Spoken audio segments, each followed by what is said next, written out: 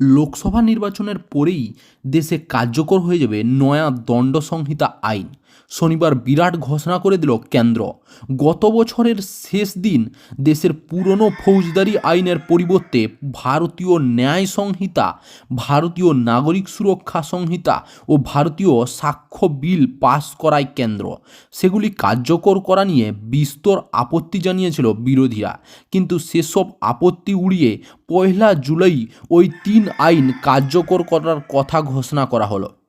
সম্পূর্ণ নিউজ জানার আগে আপনাদের কাছে একটাই অনুরোধ, চ্যানেলে নতুন হয়ে থাকলে অবশ্যই চ্যানেলটা সাবস্ক্রাইব করে পাশে থাকা বেল আইকনটা ক্লিক করে অল নোটিফিকেশন অন করে রাখবেন, যাতে দেশ, রাজ্য, জেলা এবং আপনার শহরের খবর আপনার কাছে সবার আগে পৌঁছে যায়।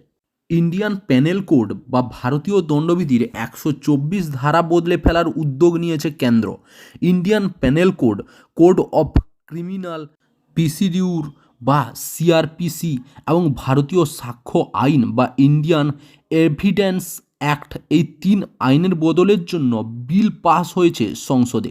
1860 সালের ইন্ডিয়ান প্যানেল কোড বা ভারতীয় দণ্ডবিধি এবার হতে চলেছে ভারতীয় ন্যায় সংহিতা। সিআরপিসি বদলে গিয়ে হবে ভারতীয় নাগরিক সুরক্ষা সংহিতা এবং এভিডেন্স অ্যাক্ট বদলে হবে ভারতীয় সাক্ষ্য আইন। এই 3 বিল নিয়ে একযোগে আপত্তি জানিয়েছেন বিরোধীরা। ইন্ডিয়ান জোটের তরফে অভিযোগ করা হয়, সরকার এই আইন নিয়ে বড্ড তাড়াহুড়া করছে। এই আইনের বিরোধিতায় সবচেয়ে বেশি সরব ছিল এ রাজ্যের মুখ্যমন্ত্রী মমতা বন্দ্যোপাধ্যায়। তার বক্তব্য ছিল, এই 3 বিল ভারতের সামগ্রিক নীতির উপর শুধু প্রভাব ফেলবে তাই নয়, ভারতের জনজীবনের উপর এর দীর্ঘমেয়াদী প্রভাব পড়বে। এই 3টি বিল নিয়ে সব পক্ষে সঙ্গে যত বেশি সম্ভব আলোচনা করা উচিত। বিরোধীদের আপত্তির আরেকটা জায়গা ছিল নয়া দণ্ড সংহিতা ঘুরপথে রাষ্ট্রদ্রোহ আইনকে আরও প্রবলভাবে কার্যকর করা হবে।